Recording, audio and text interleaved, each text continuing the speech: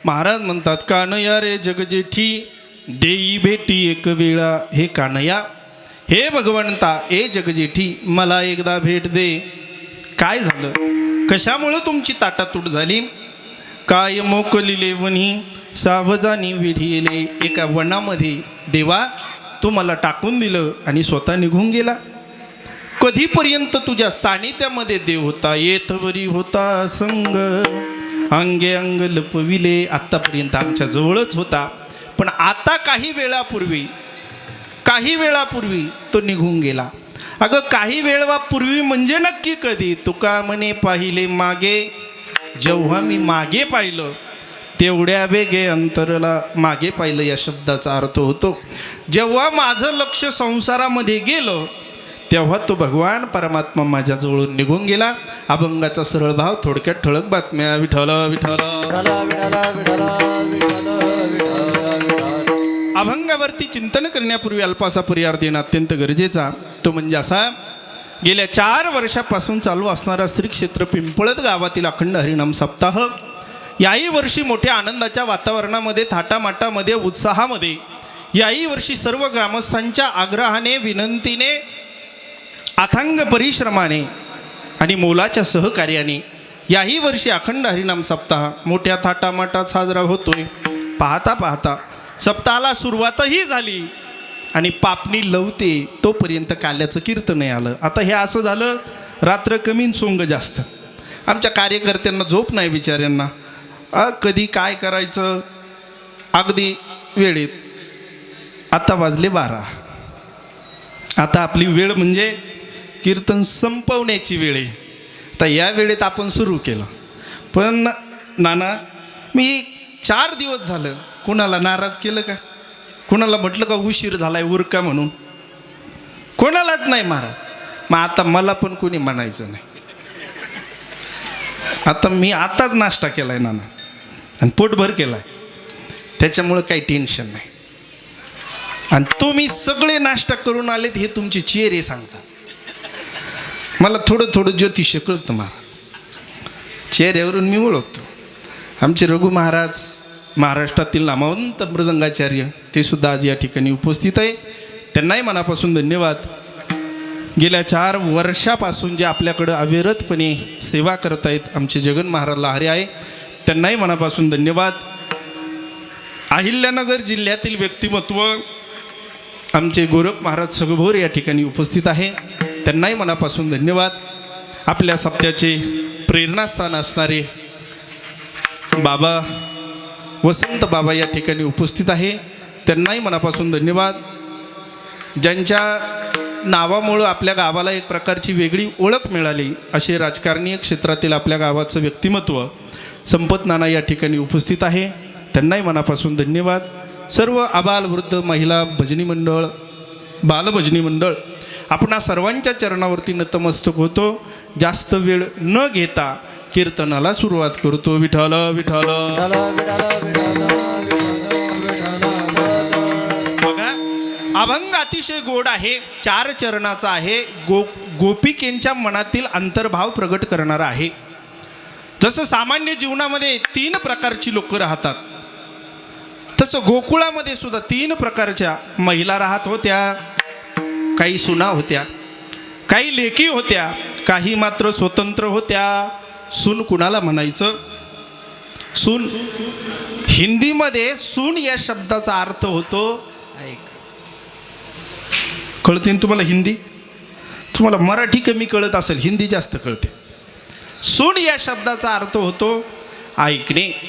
तसं सून म्हणजे ऐकणे. तिनं नवऱ्याचं ऐकायचं, सासूचं ऐकायचं, सासऱ्याचं ऐकायचं. ती एवढी असते ना बारीकशी मिरची, लवंगी, ती काय तिचं नाव? ननद. हा, ननद. तिचं पण ऐकायचं. जो येईल त्यानं काम सांगायचं, तिनं ऐकायचं. तिचं नाव सून. अशा काही सुना होत्या, काही लेकी होत्या, काही मात्र स्वतंत्र होत्या. सून ही पारतंत्र्यात असते, लेक ही पारतंत्र्यातही नसते आणि स्वातंत्र्यातही नसते. सासू मात्र स्वातंत्र्यामध्ये असते, सून ही पारतंत्र्यामध्ये आहे. तिला कोणतंही काम करायचं असेल, तिला सासूला विचारल्याशिवाय करता येत नाही. तिला कोणतंही कार्य करायचं असेल, साधा स्वयंपाक करायचा असेल, तरी तिला सासूला विचारावं लागतं, आत्या भाजी बनवायची, किती मिरच्या टाकायच्या? सासू म्हणती 4 मिरच्या घे. ती त्या दिवशी 4 टाकते. दुसऱ्या दिवशी 4 मिरच्या घेऊन पुन्हा सासूकडे येते, आत्या भाजी बनवायची, 4 मिरच्या टाकू? ती म्हणती शानपणा करू नको, 3च टाक. तिसऱ्या दिवशी ती 3 घेऊन येते, आत्या भाजी बनवायची, 3 टाकू? ती म्हणते नाही, आज 4 टाकायच्या. म्हणजे तिच्या मनाचं कुठल्याही प्रकारचं स्वातंत्र्य नसतं, ती पारतंत्र्यामध्ये असते. तिला सून म्हणायचं. दुसरा वर्ग असा आहे, तो लेकीच आहे. तो स्वातंत्र्यातही नाही आणि पारतंत्र्यात सुद्धा नाही. आता एवढ्या मुली या ठिकाणी कीर्तनाला आल्या, तुम्ही घरी विचारून आल्या का? आल्या, सगळ्या विचारून आल्या. पण विचारत असताना परवानगी घेतली की सांगून आल्या? कशा आल्या? परवानगी घेतली की सांगून आल्या? सांगून आल्या, परवानगी घेतली नाही. आई मी कीर्तनाला चाललंय. ती जाय म्हटली तरी जायचंच, आणि ती नको जाऊ म्हटली तरी सुद्धा जायचंच. म्हणजे लेकीचा वर्ग असा आहे, त्याला स्वातंत्र्यही नाही आणि पारतंत्र्यही नाही, असा एक वर्ग आहे. तिसरा वर्ग असा आहे, तो स्वातंत्र्यच आहे. तो कधीपासून स्वातंत्र्य आहे? भारताला ज्या वेळेला स्वातंत्र्य मिळालेलं नव्हतं तेव्हापासून तो स्वातंत्र्यात आहे. त्याला वाटलं कीर्तनाला जायचं, बस सकाळी उठली, आंघोळ केली, 2 कप चहा पिला, आपलं आसन घेतलं, मंदिराकडं निघून आली. कोणाला विचारलं तिनं? तसं सुनेचं आहे का? सुनेला विचारावं लागतं, आत्या 3 दिवस झालं गावामध्ये सप्ताह चालू आहे, कीर्तनाला जाऊ? असली सासू ध्यानावं तर ती म्हणेल जा बाई, आणि आगाव असली तर ती म्हणशील आता मोठी संतीन झाली, तू कीर्तनाला जायला लागली, घरची कामं कोणी करायची? गप घरी बस. तिला ऐकावं लागतं. असे 3 प्रकार जसे आपल्या व्यवहारामध्ये पडतात, तसं गोकुळामध्ये सुद्धा 3 प्रकारच्या गवळणी होत्या. कोणी सुना, कोणी लेकी, कोणी एकी स्वतंत्र. 3 प्रकारच्या गोपिका होत्या. ज्या स्वतंत्र गोपिका होत्या त्यांना जेव्हा इच्छा होत होती तेव्हा त्या देवाला भेटायला जात होत्या. एक वर्ग असा होता, तिच्या मनात आलं की तिनं आईला काहीतरी कारण सांगायचं आणि देवाला भेटायला जायचं. पण तिसरा वर्ग असा होता, त्याला भेटता येत नव्हतं, त्याला देवाची आठवण व्हायची पण देवाला भेटता येत नव्हतं. पण देवाला भेटण्याकरता काहीतरी निमित्त पाहिजे. बरोबर आहे की नाही? मला सांगा, आज जर हा कीर्तनाचा कार्यक्रम नसता, तुम्ही सगळे इथं येऊन बसले असते का? घरातील काम धंदा सगळं सोडून आपण एवढे आलो नसतो. काहीतरी निमित्त लागतं. तसं देवाला भेटण्याकरता काहीतरी निमित्त पाहिजे. शाम तुम्हें मिलने का सत्संग बहाना है, दुनिया वाले क्या जाने मेरा रिश्ता पुराना है. गोकुल में ढूंढा तुझे, मथुरा में पाया है. गोकुल में ढूंढा तुझे, मथुरा में पाया है. वृंदावन की गलियों में मेरे शाम का ठिकाना है. शाम तुम्हें मिलने का सत्संग बहाना है.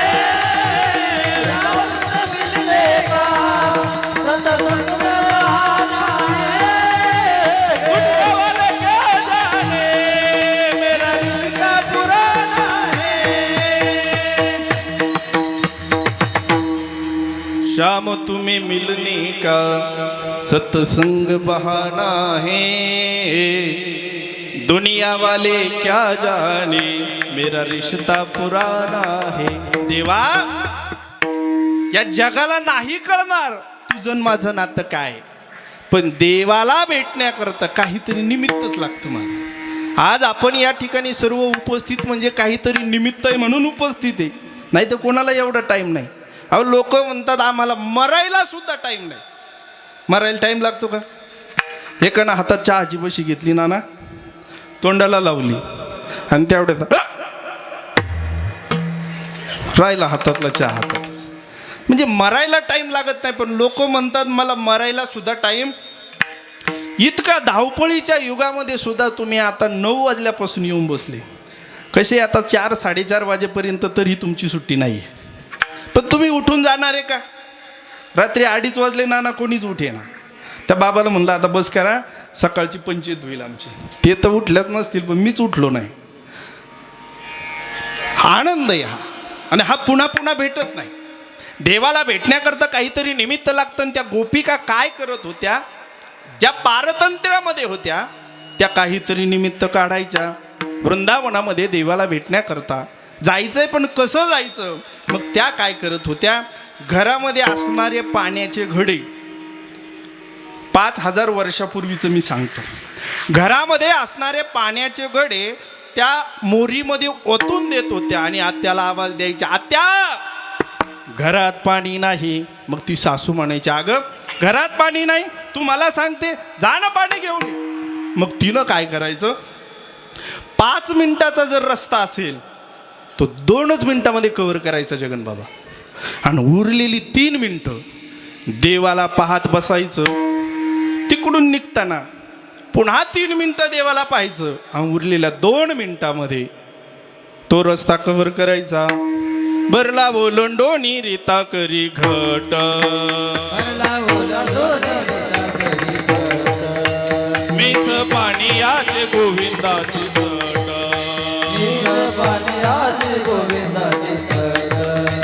चाले झड झडा ओसंडोनी वाट, पाहे परतोनी उभा तोची नीट हो, ताळा लाविलेला गोप गोपीनाथे, ताळा लाविलेला गोप गोपीनाथे,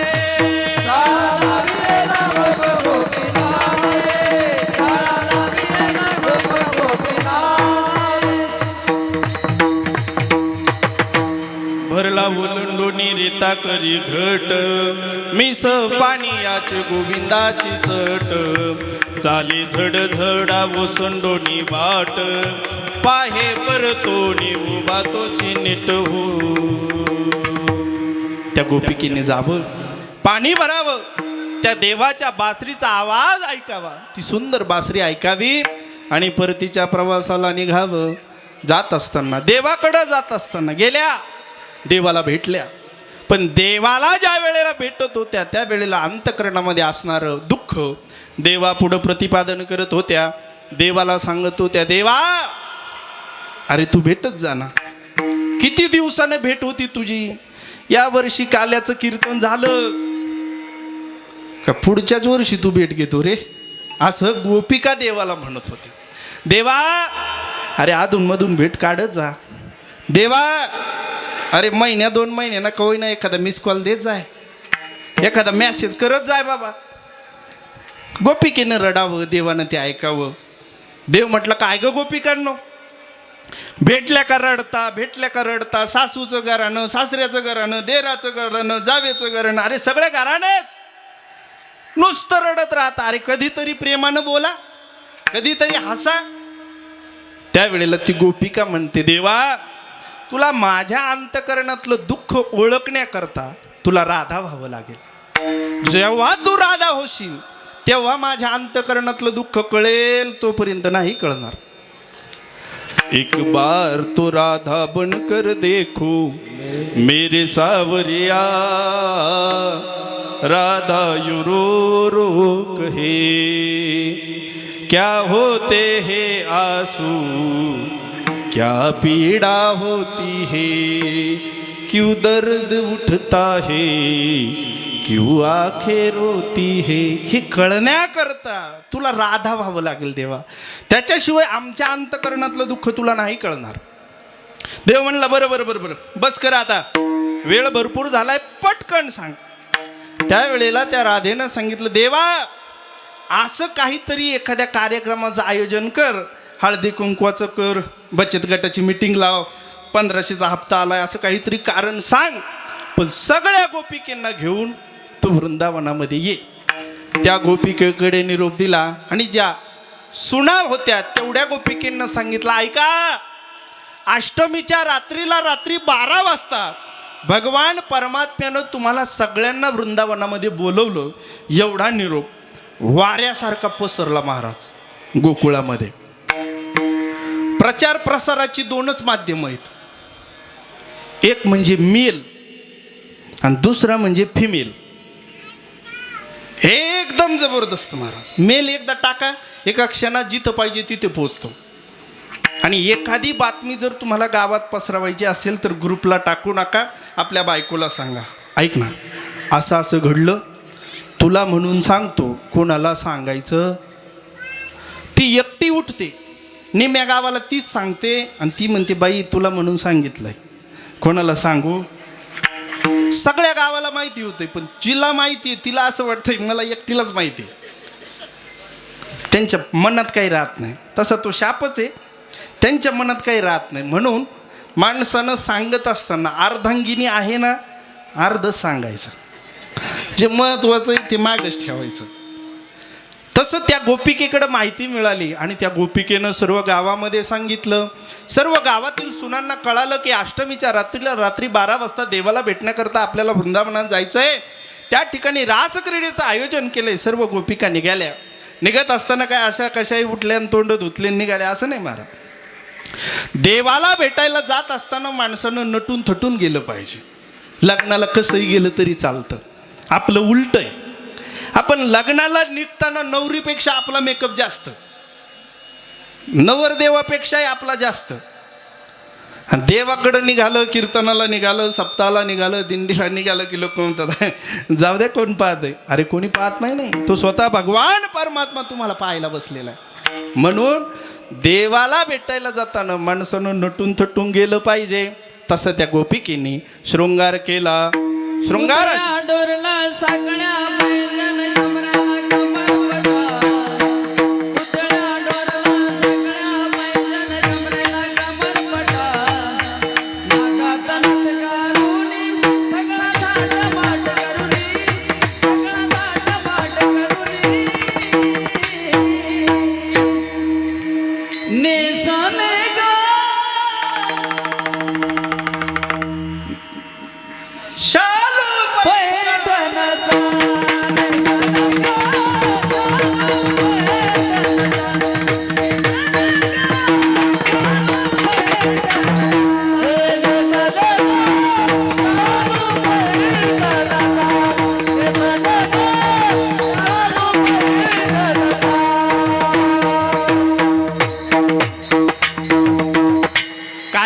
गोपिकेने शृंगार केला. पुतळ्या डोरलं, साकळ्या, पैंजण, कमरेला कंबरपटा, नाकात नथ घालोनी, सगळा थाटमाट करुणी, सगळा थाटमाट करुणी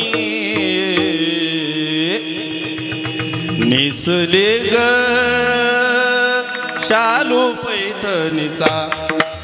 पैठणचा शालू नेसला. पुतळ्या, डोरलं, साकळ्या, पैंजण. मला वाटतं आता हे चित्रातच राहिलं. आता या जुन्या म्हाताऱ्यांका असतील थोड्याफार ठेवलेल्या पुतळ्या वगैरे. आता पुतळ्या राहिल्या नाही महाराज. आता डोरले राहिलेत का पहिल्यासारखे? नाही नाही. पहिल्या नथी महाराज, एखाद्या म्हातारीनं जर अशी ती लांब नथ फेकून मारली तर डोक्याला टेंगुळ येईल इतकाले असायचे. आता काय नथी राहिल्यात का? आता ते वेगळंच आलंय. काय म्हणतात त्याला? तुम्ही नाही सांगणार, मला माहिती आहे. अहो आता काय ते बारीक बारीक आलं त्याला काय. पूर्वीचा काळ फार गोड होता. आणि मग त्या गोपिकेनी शृंगार केला आणि रात्री 12 वाजता निघाल्या. निघाल्याच्या नंतर प्रसंग असा, अंगावरती एवढा भरजरी शृंगार असल्यामुळं पाय असे ठाक ठाक पडत होते आणि पायातील पैंजण वाजत होते. एका म्हातारीनं तो आवाज ऐकला. बरं, म्हाताऱ्या माणसाचं असं राहते, त्याला झोप लागत नाही आणि गप्प पण बसवत नाही. 2 प्रॉब्लेम आहेत. त्या म्हातारीला जाग आली. एवढ्या रात्री कोण आलंय म्हणून तिने दरवाजातून पाहिलं. गावातल्या सगळ्याच महिला नटून थटून रात्री 12 वाजता कुठं निघाली. ती पटकन बाहेर आली, उभी राहिली. विचारलं, काय ग गोपिकांनो कुठं? ते म्हटलं, ए थेरडे वय बाजूला. कायम तू आडवी, कायम तू आडवी, कुठंही निघालं का आडवीच, कुठंही निघालं का आडवी, कीर्तनाला निघालं का आलीच आडवी, भजनाला निघालं का आलीच आडवी, माळ घालायला निघालं का आलीच आडवी, हो बाजूला. ती म्हणे गुपचूप सांगायचं तुम्ही कुठं निघाल्या. त्या म्हटल्या हे सिक्रेट आहे, कोणाला सांगायचं नाही, आम्ही देवाकडं चाललो. ती म्हटली मला पण यायचं. म्हाताऱ्यांचं काम नाही तिथं, आम्हाला तरुण पोरींना बोलवलंय.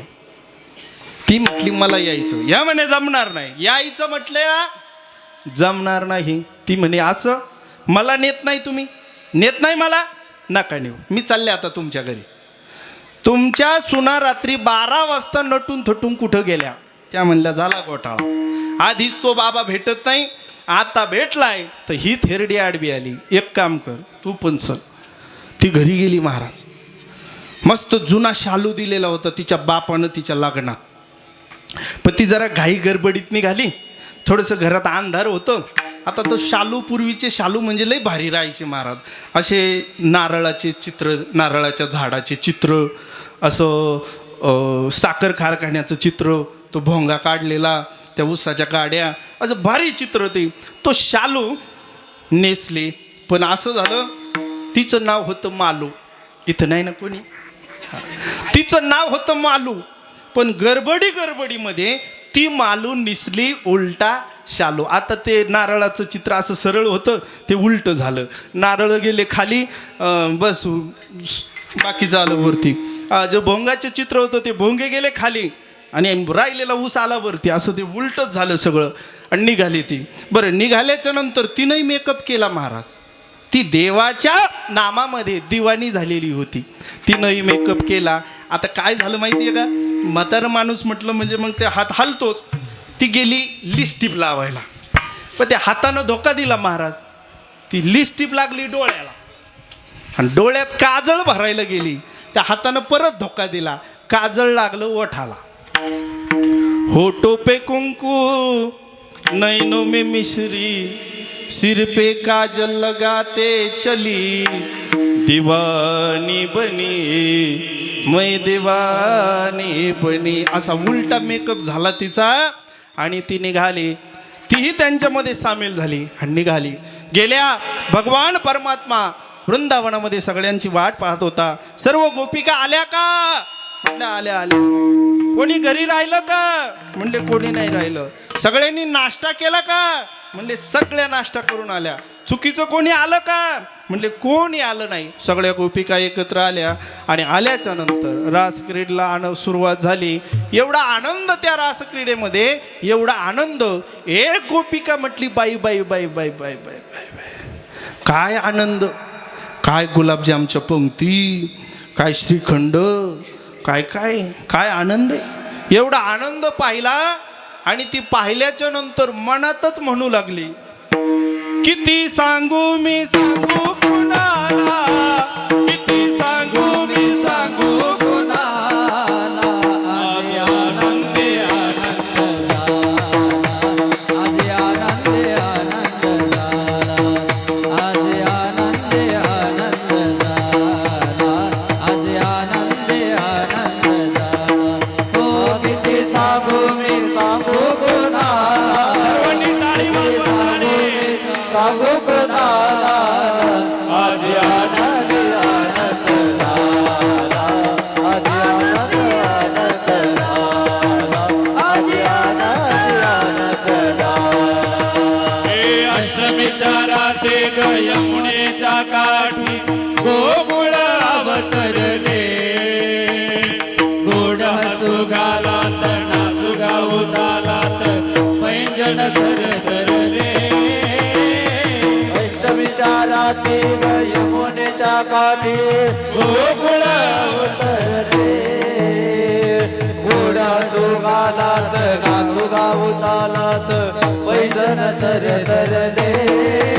काना दिसतो उठून गोपी आल्या नटून, काना दिसतो उठून गोपी आल्या नटून, भगवतीचा शृंगार केला.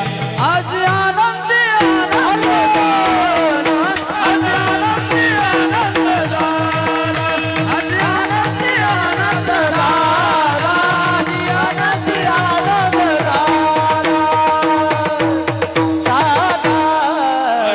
गोकुळाच्या राती ग यमुनेच्या काठी गोकुळ अवतरले गोड हसू गालात नाचू गाऊ तालात पैंजण थरथरले कान्हा दिसतो उठून गोपी आल्या नटून कान्हा दिसतो उठून गोपी आल्या नटून नव्या नवतीचा शृंगार केला आज आनंदी आनंद झाला ऐक नाही आनंद आहे महाराज देवाला भेटण्याकरता गेल्या एक एक गवळण एक एक गोपाळ रास क्रीडेला सुरुवात झाली सर्व गोपिका संसारातील सर्व दुःख विसरल्या होत्या देवाच्या नामचिंतनामध्ये देवाच्या संगतीमध्ये तल्लीन झाल्या होत्या आनंद व्यक्त करत होत्या पण तेवढ्यात एका गोपिकेच्या मनात आलं जिच्याकडे निरोप दिला होता ना तुमच्या देण्यात आहे ना कोण होती ती निरोप दिलेला तिच्या असं मनामध्ये आलं हे हे हे हे सगळं केलंय ना हो हे हे हे मी केलं मी होतो म्हणून झालं माझ्यामुळं झालंय मीच केलं तिच्याही मनात तेच आलं हे हे या सगळ्या इथं बसल्यात ना त्या माझ्यामुळंच बसल्या तिला अभिमान झाला आणि देवाला सगळं सहन होतं पण अभिमान सहन होत नाही देव म्हटला तुला अभिमान झाला त्या गोपिकेपासून देव बाजूला गेले सगळ्याच गोपिकेपासून देव बाजूला निघाले पण एका गोपिकेच्या सानिध्यामध्ये देव राहिले तिच्या सानिध्यामध्ये असताना तिनं पाहिलं कोणाच्याच जवळ आला नाही तो आपल्याच जवळ आला तो गावात आला कोणाशीच बोलला नाही आपल्याशीच बोलला एकाला मुख्यमंत्री बोलले गावातले लोक बिचारे साधे भोळे त्यांना काही माहीत नाही स्टेजवरती गेलं कार्यकर्ता स्टेजवरती गेला मुख्यमंत्र्याजवळ गेला मुख्यमंत्री त्याच्या कानात काहीतरी बोलले आणि ते खाली आले आता कार्यकर्ते बाकीचे बसलेले काय ओळख आहे मुख्यमंत्र्याच्या जवळ गेला काय बोलले मुख्यमंत्री तो म्हणला गप बसा नाही पण मुख्यमंत्री तुमच्याशी काय बोलले तो म्हणा जाऊ द्या ना नाही काहीतरी बोलले काही निधी वगैरे दिला का गावाला काय बोलले हां तो म्हणला मुख्यमंत्री म्हणले खाली उतर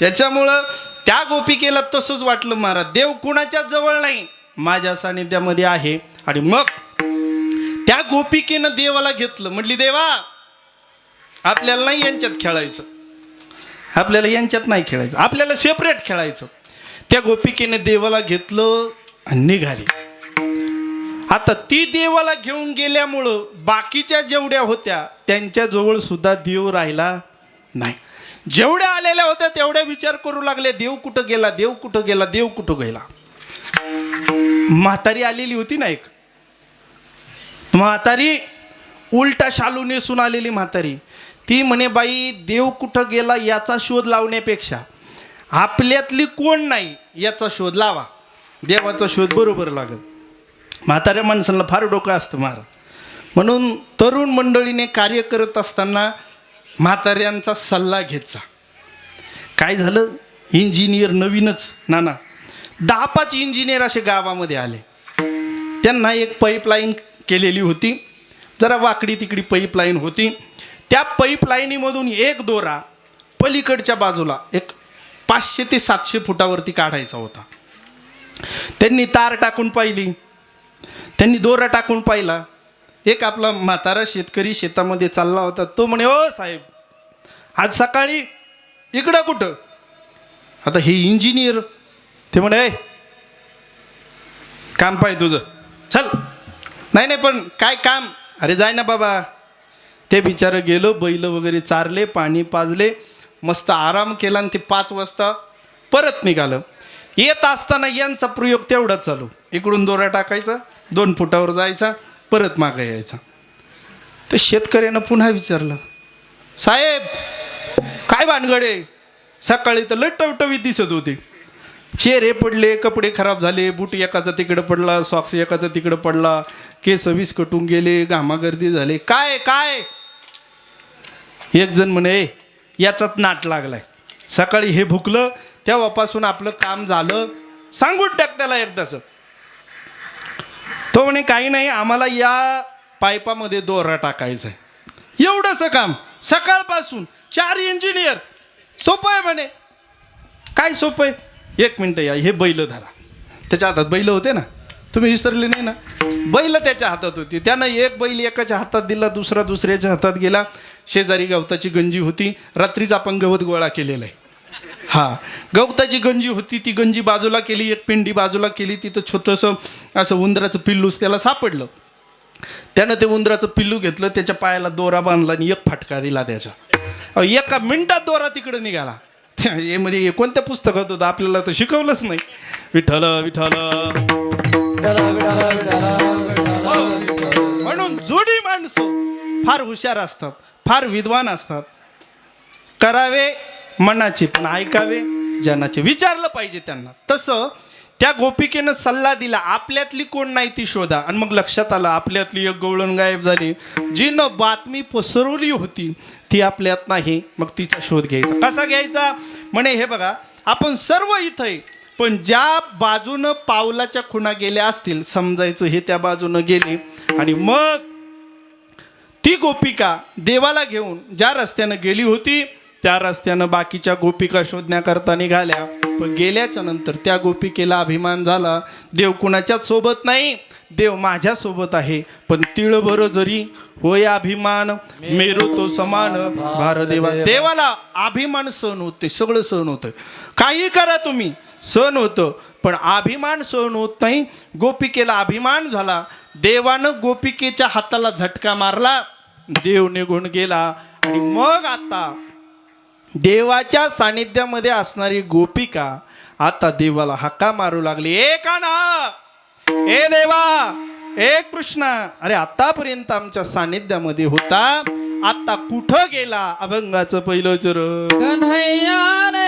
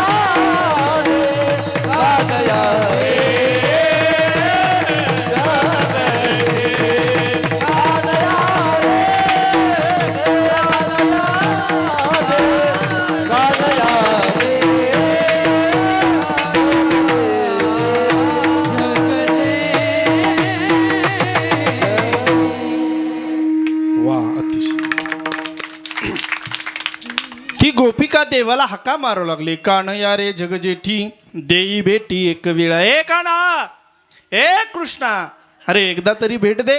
आत्तापर्यंत आमच्या सोबत होता, येथवरी होता संग, अंगे अंग लपविले. त्या गोपिका धावत पळत ज्या ज्या दिशेनं पाऊल खुणा दिसत होत्या त्या दिशेनं गेल्या. ही एकटीच तिथं उभी होती. तिचे केस विस्कटलेले, रडून रडून तोंड सुजलेलं, डोळे लाल झाले होते. विचारलं, ए गोपिका, अगं देव कुठं आहे? तिनं सांगितलं, बाई आतापर्यंत माझ्यासोबत होता, बाकीच्या म्हणल्या तुला आगाऊपणा सांगितलाच कोणा? चांगलं चाललं होतं ना, काय गरज होती का वेगळं काढायची? गोपिकेंमधून म्हणतोय मी, चांगलं चाललं होतं ना त्याचं. दोघं जण राहत होते, खात पित होते, जगत होते, काम केलं तरी भेटत होतं, नाही केलं तरी भेटत होतं. तुला महिनाभर माहेराला जाऊन राहता येत होतं, काय गरज होती बाजूला काढायची? असं गोपिका म्हणत होती. काही गरज नव्हती. कशा करता उद्योग केला? ती म्हणे, बाई मला असं वाटलं माझा नवरा काम करतो, अख्खं घर बसून खातं, माझं कोणी ऐकत नाही, मला कोणी स्वातंत्र्य देत नाही, माझ्या मनासारखं काही होत नाही. मग मी ठरवलं आपला मायबॅग घ्यायचा आणि बाजूला जायचं. आता परिणाम असा झाला, ती रडू लागली. बाकीचे म्हटलं, बाई पण आतापर्यंत तुझ्या सान्निध्यात होता, तो गेलाच कसा? ती म्हणे, बाई मी 2 दिवस माहेरा गेले, हा बाबा कधी गेला मला कळालंच नाही. देव जातो कधी? आपल्या सानिध्यामध्ये असणारा देव जातो कधी? ज्या वेळेला आपलं लक्ष देवापासून विचलित होतं, ज्या वेळेला आपल्याला देवाचा विसर पडतो, ज्या वेळेला देवाच्या अंतकरणाजवळ असणारं आपलं अंतकरण संसारामध्ये गुंतल्या जातं, त्यावेळेला देव बाजूला जातो. तुका म्हणे पाहिले मागे एवढ्या वेगे अंतरला, काय मोकलिले वनी सावजानी वेढेले विठोबा रखमाये. विठोबा रखमाये, विठोबा रखमाये, विठोबा रखमाये, विठोबा रखमाये,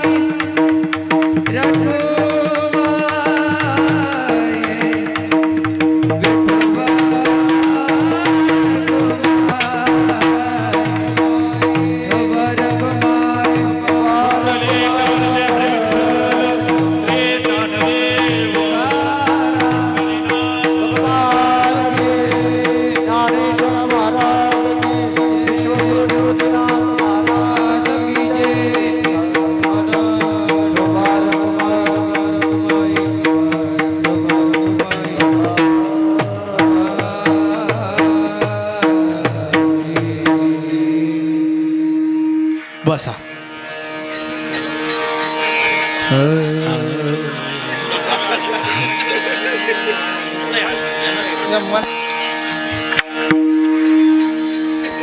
तुका म्हणे पाहिले मागे एवढ्या वेगे अंतरला काय मोकलिली वणी सावजानी विळीले. पहिला अभंगाचा भाव आपण पाहिलेला आहे.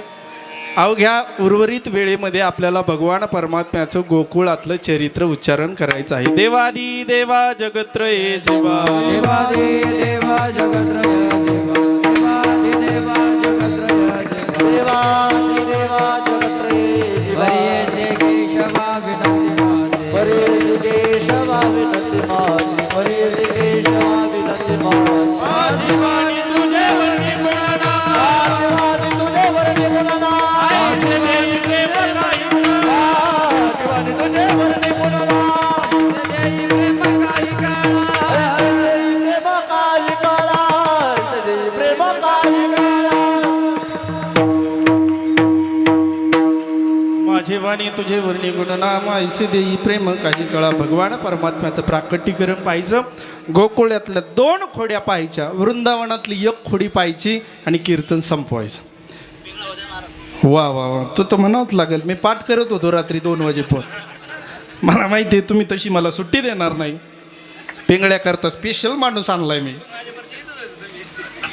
तेव्हा तोच अभ्यास चालू होता माझा. देवाचं प्राकटीकरण कधी होतं? यदा यदा हि धर्मस्य ग्लानिर्भवति भारत अभ्युत्थानं धर्मस्य तदात्मानं सृजाम्यहम् परित्राणाय साधूनां विनाशाय च दुष्कृतां धर्मसंस्थापनार्थाय संभवामि युगे युगे. भगवान परमात्मा जन्माला येतो. असंच मथुरेचा राजा असणारा कंस अतिशय दुराग्रही, अतिशय वाईट वृत्तीचा.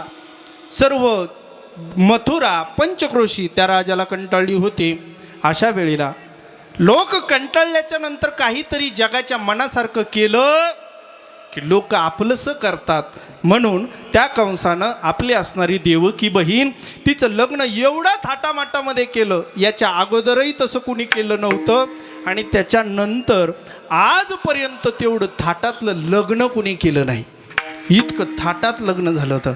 80,000 रथ आंदण म्हणून दिले होते. असं मोठं लग्न झालं. त्या लग्नामध्ये स्वतः कंस वराती करता निघाला.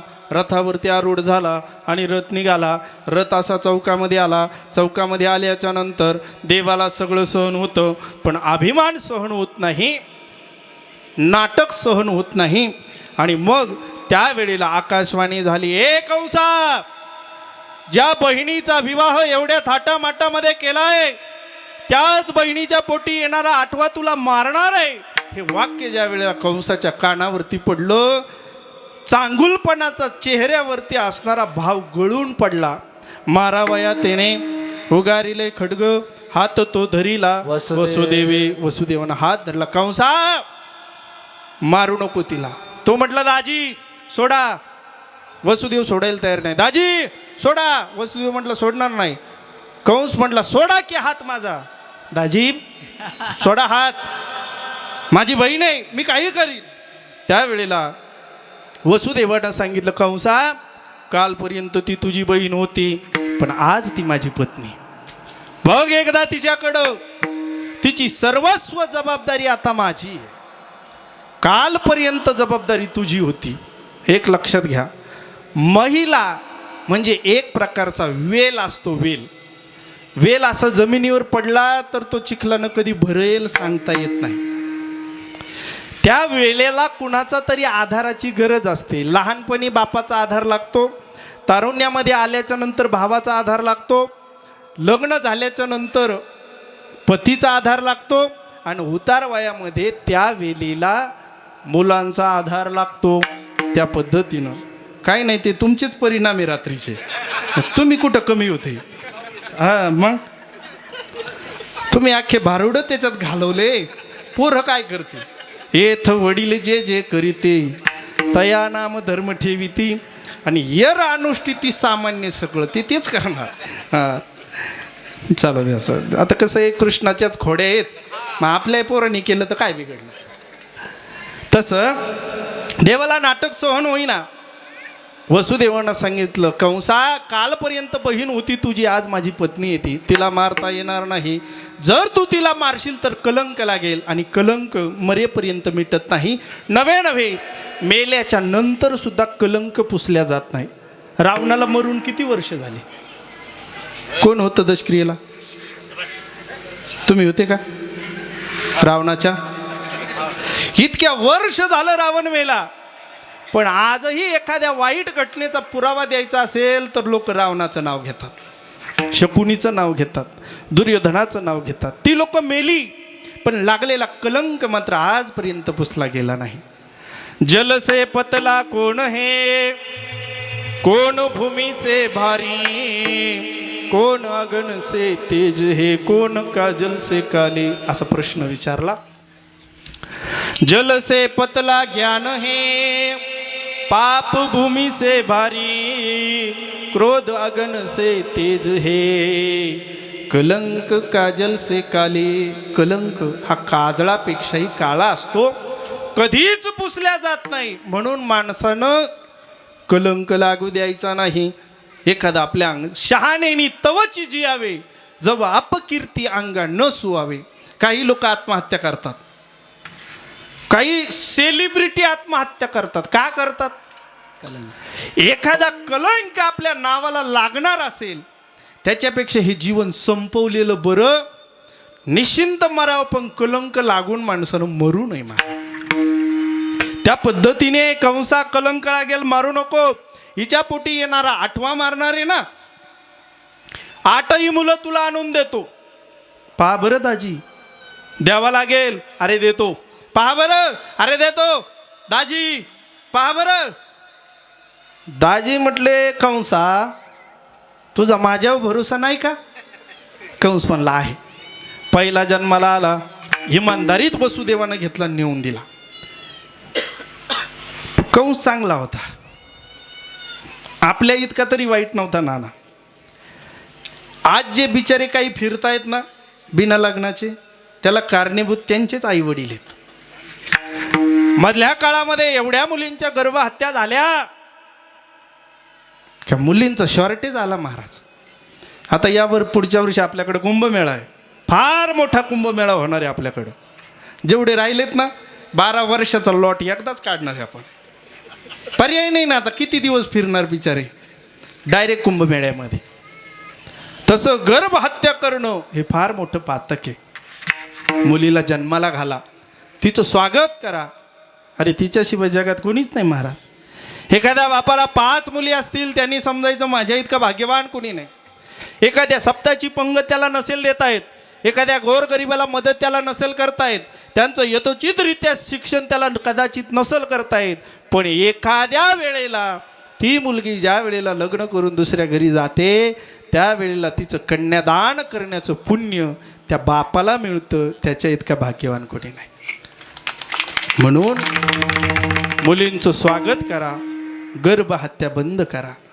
काय मुलगा मुलगी समान झालीत महाराज. एक वेळेला मुलगा सांभाळणार नाही, पण मुलगी मात्र तुम्हाला सांभाळल्याशिवाय राहणार नाही. मुलीचं स्वागत केलं पाहिजे. पहिला आणून दिला, कंसानं विचार केला, अरे मला 8वा मारणार आहे, पहिल्याला मारून काय करायचं. पुण्य सारा वया भेटे देव ऋषी, वधी बाळकासी ठेवू नको. त्याला परत पाठवलं. नारदजी भेटल्यानं सांगितलं तो कधी येऊ शकतो, मारून टाक. मारला, दुसरा मारला, 6 इमारीत दुराचारी, 7वा गर्भ योग मायेने रोहिणीच्या उदरी नेऊन टाकला. 8व्याची चाहूल लागली. पाहता पाहता या विश्वाचा चालक मालक असणारा भगवान परमात्मा मथुरेमध्ये अवतरित झाला. पुंडलिक वरदारी विठ्ठल देव तुकाराम, गोपाल कृष्ण भगवान की जय. अवतरित झाला भगवान कृष्ण, अवतरित झाला. सोडा सोडा मिठी, लपवा लपवा जगजेठी. देवाला सोडवलं, तिथून घेतलं, गोकुळामध्ये आणून ठेवलं. गोकुळामध्ये असणारी माया उचलली, पुन्हा एकदा मथुरेमध्ये आणून ठेवली. 5 मिनिटं थांबा. आणि मग त्या ठिकाणी असणारी माया ज्या वेळेला मथुरेमध्ये आले, रडे माया करी आकांत, नामा म्हणे उठते दूत. दूत उठले, कंसाला बातमी कळाली. कंस धावत आला, पाहतो मुलगी जन्माला आले. अरे ही काय करणार आहे, त्याला माहितीच नव्हतं. त्यांना सुद्धा 50% आरक्षण आहे, त्याला माहीत नव्हतं. तो म्हणे ही काय करणार आहे, पण त्यानं पाहिलं यांना 1500 मिळतात, ह्या काही करू शकतात. त्यानं घेतली, पायाला धरली, गर गर गर गर फिरवली, आपटणार तेवढ्यात सुटली, निघून गेली. गपचूप नाही गेली, तिनं सांगितलं, ए कंसा, अरे मला काय मारतो, तुला मारणारा माझ्या आधी गोकुळामध्ये जन्म तुझा किवादी उपादाला वदादी, उपादाला वदादी, उपादाला वदादी. तुझा किवादी उपादाला वदादी, उपादाला वदादी, उपादाला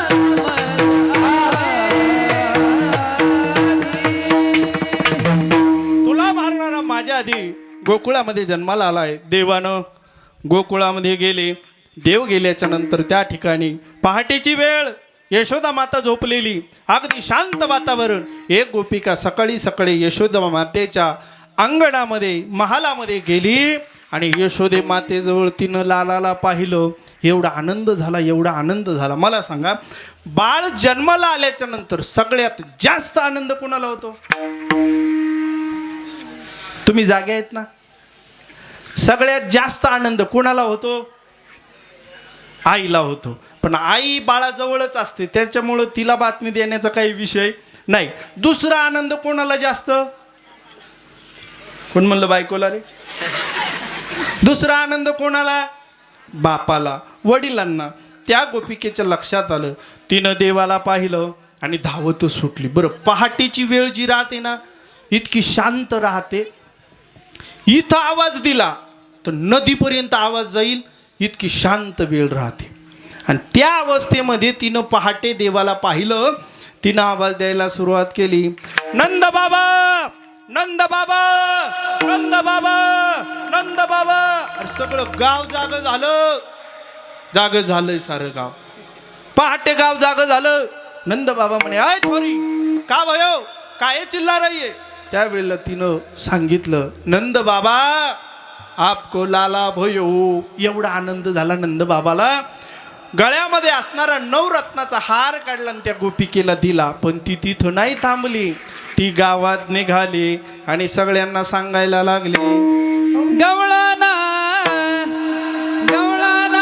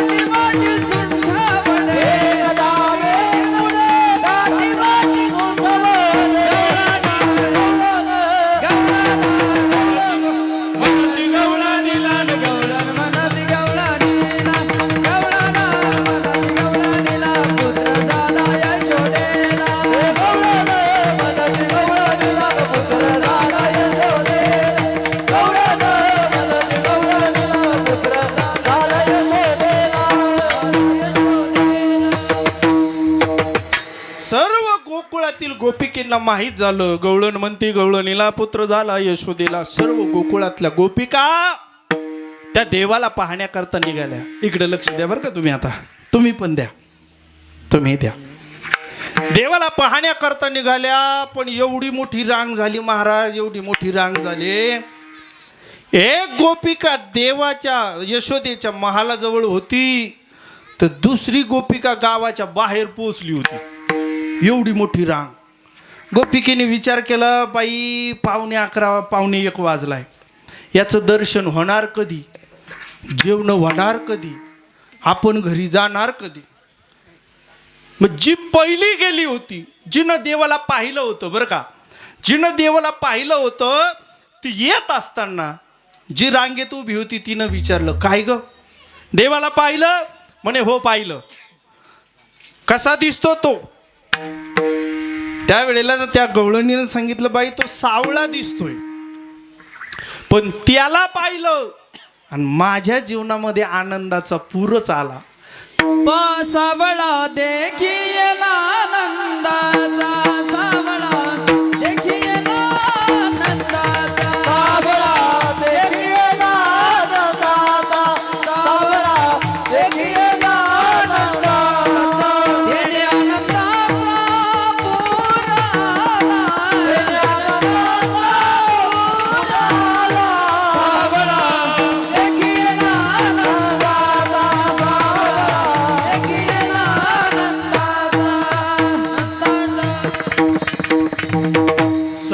देखील आनंदाचा, तेने आनंदाचा पुराला. दुसरीला विचारलं, काय ग तू पाहिला?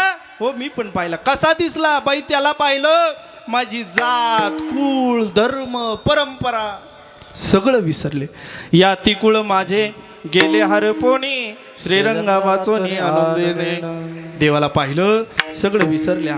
पाहता पाहता पटकन भगवान लहानाचे मोठे झाले आणि रांगायला सुरुवात केली. तळवे तळहात तळहात टेकीत, तळवे तळहात तळहात टेकीत, डाव्या गुडघ्यात गुडघ्यात लागत, गुडघ्यात गुडघ्यात लागत, डाव्या गुडघ्यात गुडघ्यात लागत, डाव्या गुडघ्यात गुडघ्यात लागत.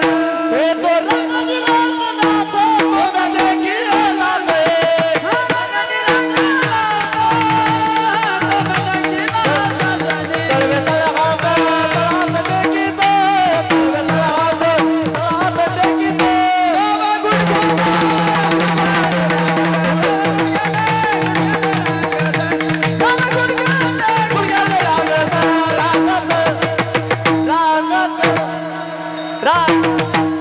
वा, भगवान परमात्मा रांगायला लागली. तळव्या तळहात टेकीत, डाव्या गुडघ्याने रांगायला लागले. हळूहळू लहानाचे मोठे झाले आणि घराच्या बाहेर पडले. असे बरेचसे कार्यकर्ते त्यांना भेटले.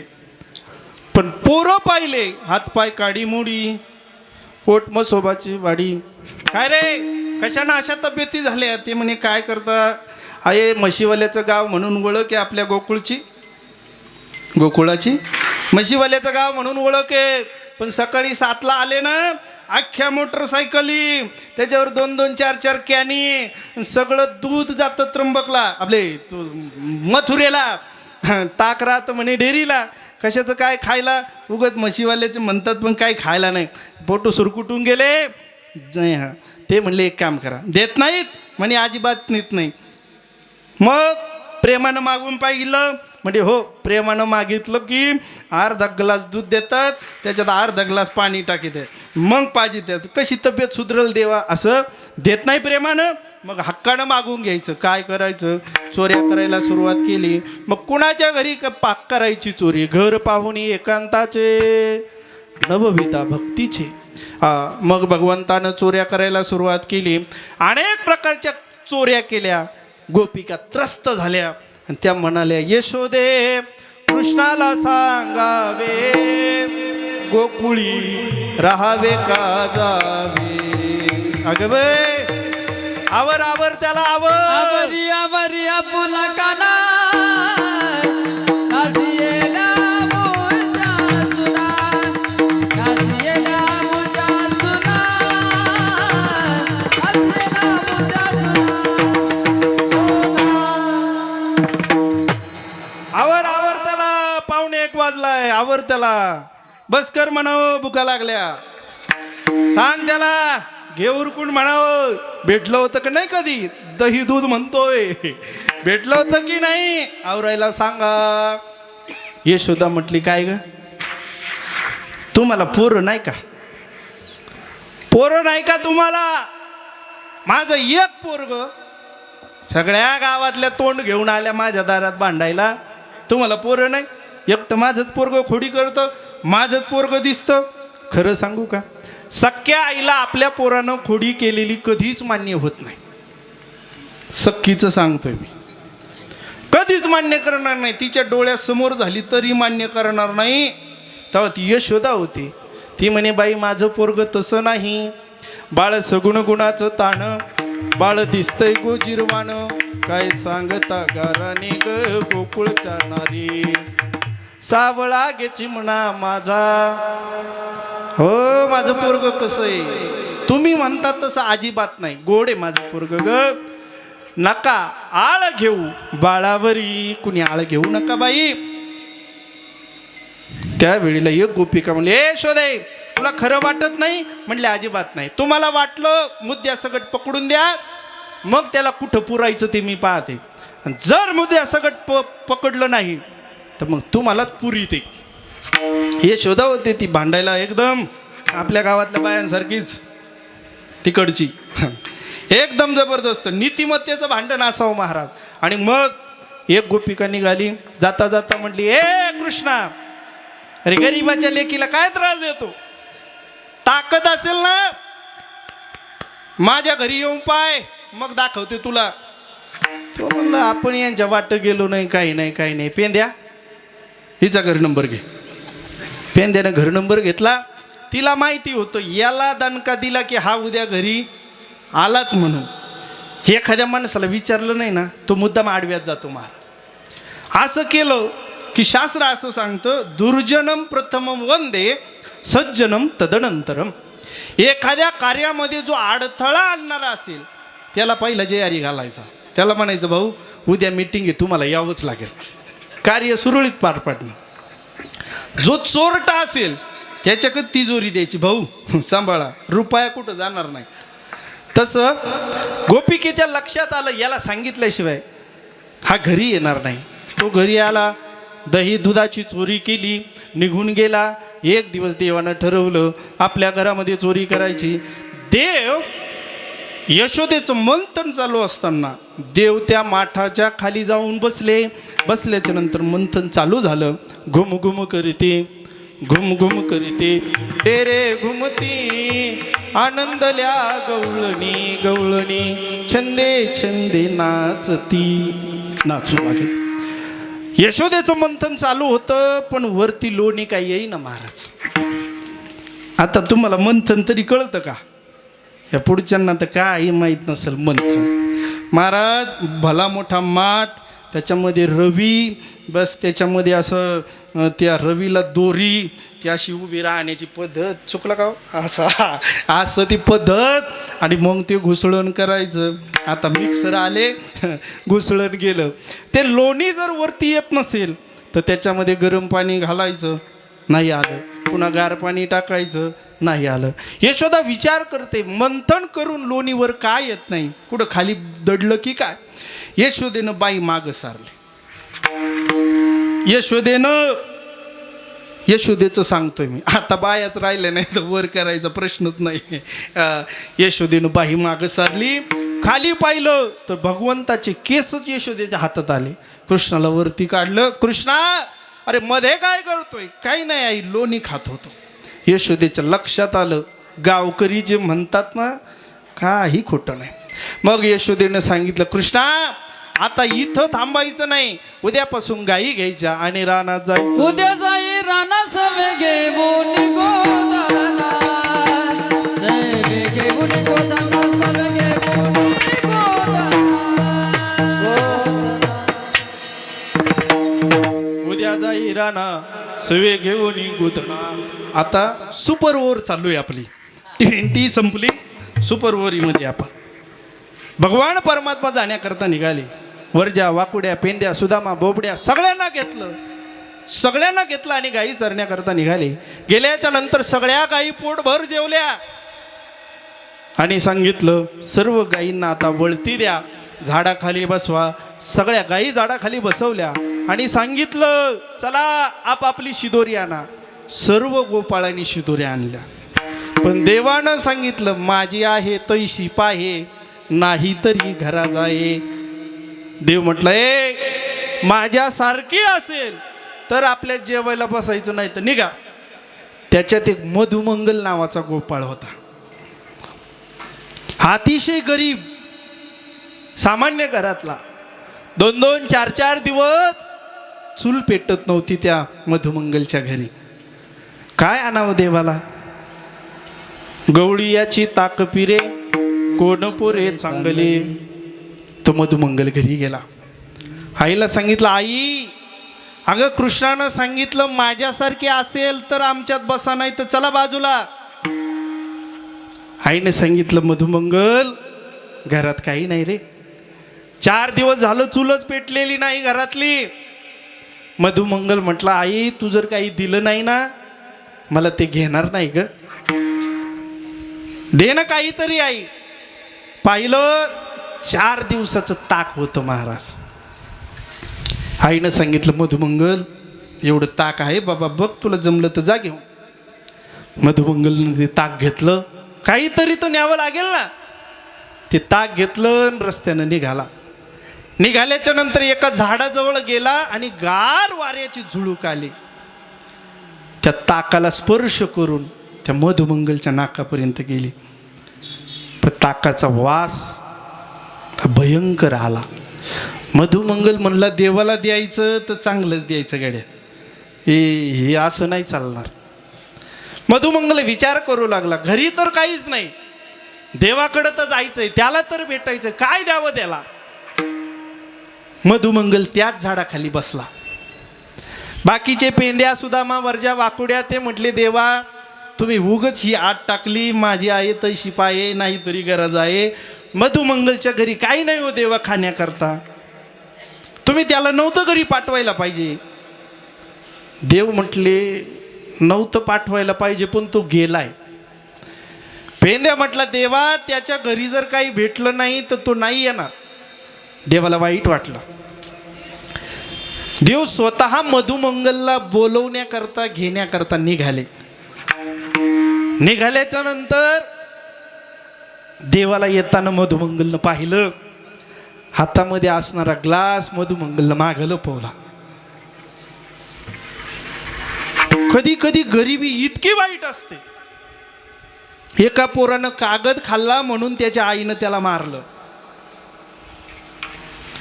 आईनं विचारलं, बाळा कागद का खाल्ला?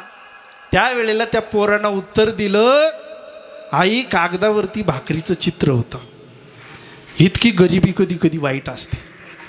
मधुमंगलनं ताकाचा ग्लास मागं लपवला. भगवान परमात्मा धावत आले, मधुमंगल चुकलं राजा माझं, मी नव्हतं तुला पाठवायला पाहिजे घरी. आणि देवानं मधुमंगलला मिठी मारली. जशी मिठी मारली तसा तो ताकाचा ग्लास पुढे आला आणि मधुमंगलच्याच अंगावरती सांडला. सगळं अंगावरती ताक सांडलं.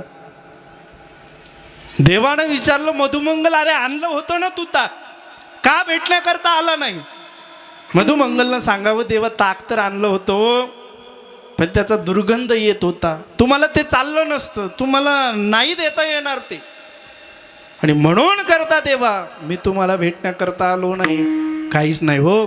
देवानं त्या मधुमंगलच्या पोटावरती पडलेलं ताक आपल्या जिभीनं चाटून खाल्लं. गवळीयाची ताक पिरे कोण पोरे चांगले, एवढं प्रेम तो भगवान परमात्मा आपल्या भक्तावरती करतो.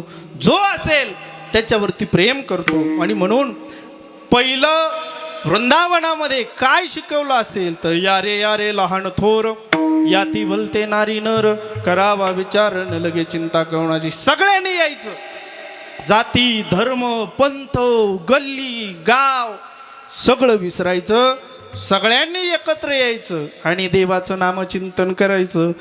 हा कायदा तेव्हा प्रारित झाला, वाळवंटामध्ये प्रारित झाला. चोखोबाराय मंदिरामध्ये जाण्याची परवानगी नाही. ज्ञानोबारायांनी सांगितलं, ज्या ठिकाणी कीर्तनाला कुणी यायचं असं बंधन असेल त्या ठिकाणी नाही कीर्तन करायचं. जिथं सगळ्यांना येता येईल तिथं कीर्तन करायचं. कुठं? वाळवंटामध्ये सर्व समाज सर्व जाती धर्म एकत्र केले. सुरुवातीला देवानं केले, मग ज्ञानोबारायांनी केले, आणि मग आज तळागाळामध्ये असणारे साधू संत सर्व समाजाला एकत्र करतात आणि गुरुभक्तीचा उपदेश करतात. आणि तोच उपदेश तीच भक्ती आपल्या गावामध्ये पाहायला मिळते. हे पुरोहित महाराज कोणकोणत्या जातीचा आहे, कोणकोणत्या समाजाचा आहे काही नाही. रात्री 2-2:30 वाजले, सर्व मान पान प्रतिष्ठा सर्व बाजूला ठेवतात आणि एकत्र येऊन काम करतात. हे फार गरजेचं आहे. कुठल्याही गावामध्ये सप्ताह असावा. मला असं वाटतं महाराष्ट्रामध्ये आता असं एकही गाव नसेल की ज्या गावामध्ये सप्ताह नाही. पण तुमचा सप्ताह जर गल्लीवारी वाटला जात असेल, तुमचा सप्ताह जर जातीवारी वाटला जात असेल तर त्या सप्त्याला किंमत नाही महाराज. सप्ताह तोच सफल होतो ज्या सप्त्यामध्ये सर्व जाती धर्माची लोक एकत्र येतात आणि देवाचा उत्सव हा सर्व मिळून करतात. तो खरा सप्ताह. विठ्ठल विठ्ठल. आणि म्हणून या गावामध्ये सगळ्यात गोड काय असेल तर सर्व एकत्र येतात. लहान थोर वृद्ध तरुण महिला पुरुष सगळे एकत्र येऊन हा गोड कार्यक्रम करतात. आणि म्हणून खऱ्या अर्थानं आम्हालाही परत परत यावं वाटतं. नाही तर आमचं शेड्यूल लय बिजी राहतं महाराज. पण तुमचा आनंद पाहिल्याच्या नंतर आम्हाला असं वाटतं 2 कार्यक्रम कमी करायचे. पण यांच्या उत्साहामध्ये कुठंही कमतरता भासू द्यायची नाही, कमी पडू द्यायचं नाही. आणि म्हणून हा एवढा गोड अट्टहास ही सर्व मंडळी करतात, गोड असं नियोजन करतात. असंच जोपर्यंत चंद्र सूर्य आहे तोपर्यंत या मंडळीचा उत्साह वाढत राहो आणि गोड कार्यक्रम हो अशी ईश्वरचरणी प्रार्थना करू.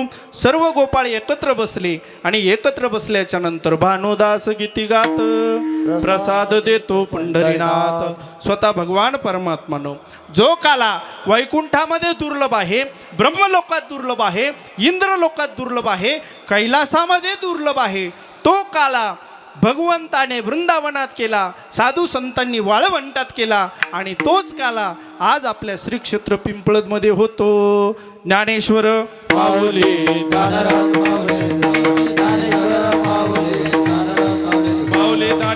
माऊली ज्ञानराज माऊली ज्ञानेश्वर माऊली ज्ञानराज माऊली. यथामती यथावकाश या अभंगावरती बोलण्याचा प्रयत्न केला. जे काही बरोबर असेल माझ्या श्री गुरूंची, तुम्हा सर्व सुदे मायबापांची कृपा. हा जे काही चुकीचं असेल ते माझ्या वाणीचे दोष. सांगणं आमचं काम आहे, ऐकणं तुमचं काम आहे.